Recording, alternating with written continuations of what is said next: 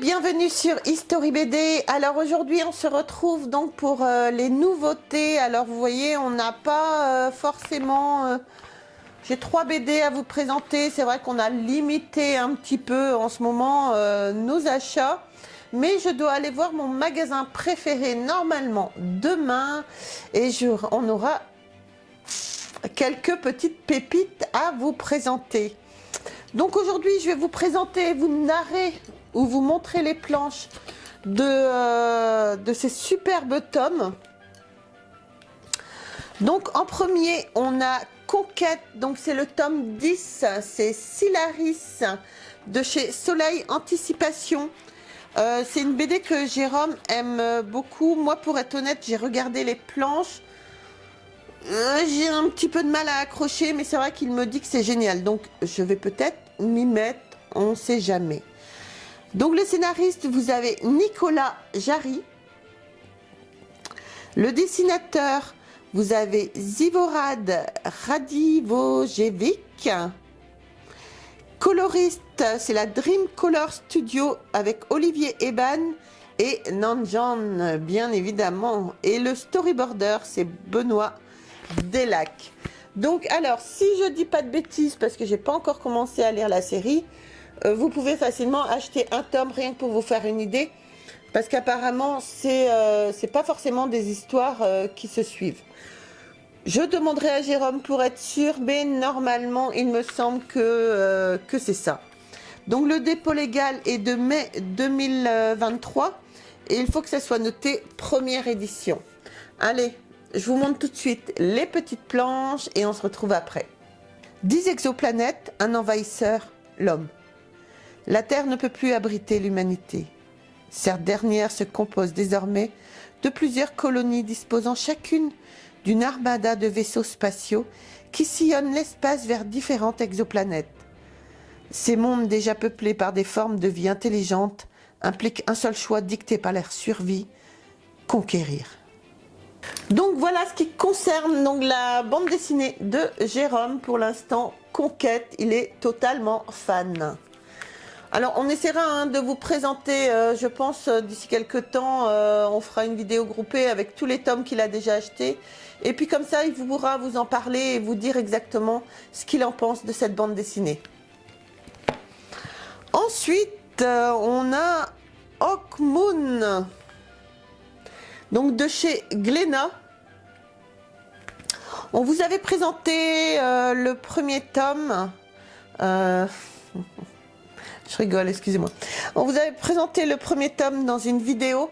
J'essaierai de vous retrouver la vidéo et vous la mettre dans la description pour que vous puissiez aller voir. Super bande dessinée que nous, on aime beaucoup. Donc, adaptation et scénario, vous avez Jérôme Legris. Dessin, vous avez Benoît Delac. Et aux couleurs, vous avez Bruno Tati, Greg Loffé, Arancia Studio. Donc voilà. Alors le dépôt légal est de mai 2023 et apparemment c'est pas noté première édition. Superbe planche, superbe dessin. Mais allez, pour vous montrer justement tout ça, je vous narre l'histoire et on se retrouve tout de suite après. Notre monde n'est plus. Le tragique millénaire et ses pluies de mort ont laissé la place à un Moyen-Âge furieux, matiné de technologies primitives et d'étranges magies. Des temps épiques et sombres qui voient tomber les derniers grands États d'Europe sous la coupe implacable de l'Empire ténébreux. Les Grands-Bretons, ce nom résonne depuis des décennies dans tous les territoires d'une Europe dévastée. Le nom d'un empire cruel dont le monstrueux roi-empereur Huon impose sa domination grâce à la force d'une science dégénérée. Même la puissante cité de Cologne vient de céder sous les coups de l'ennemi. Et son jeune duc, Dorian Hawkmoon, a été emmené enchaîné dans les noires prisons de Londra. Nul ne peut désormais se dresser face au pouvoir totalitaire de la Grande-Bretagne, qui s'exerce partout sur le continent. Seul le royaume isolé de Camargue, dirigé par le légendaire comte Hérin, oppose encore une résistance de principe à l'Empire. Mais pour combien de temps? Alors, voilà pour les planches. J'espère qu'elle vous donnera envie aussi de lire cette bande dessinée. Pareil, on vous refera une vidéo groupée d'ici quelques temps avec Jérôme. Vous avez un tome 3, donc le Dieu fou, et le tome 4, l'Héliogone, qui sont également prévus. Vraiment hâte de découvrir la suite. Et vous avez en nouveauté de chez Draco, le Jardin des Fées. C'est le tome 2, c'est la petite reine.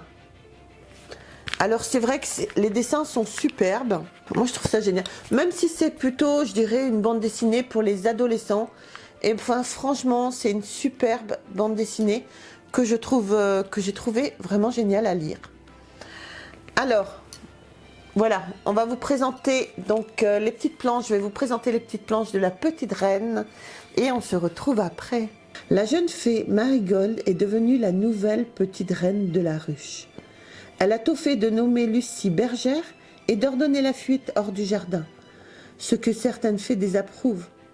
Toutefois, personne n'a le choix. La vieille reine trépasse en portant avec elle la malédiction qui les dissimulait aux yeux des chasseurs de fées. Les voilà jetés sur les routes, tandis qu'Achille, le cousin de Lucie, a piégé 2 fées et avance très vite, trop vite, dans ses découvertes. Au scénario, vous avez Audrey Alouette et au dessin, vous avez Nora Noretti. Donc voilà, superbe bande dessinée que je vous conseille pour vous, pour vos enfants. Surtout, n'hésitez pas, hein, Draco, génial. Donc voilà ce qui conclut pour aujourd'hui les nouveautés. C'est vrai qu'on n'avait pas fait depuis un petit moment là les nouveautés. Et on en fait quand on a à vous présenter. Donc voilà, écoutez, surtout n'hésitez pas à laisser des commentaires, à nous dire ce que vous pensez justement de ces nouveautés.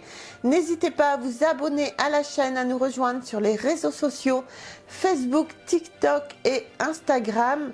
Sur ce, moi je vous embrasse très très fort et on se retrouve très vite pour une prochaine vidéo. Bye!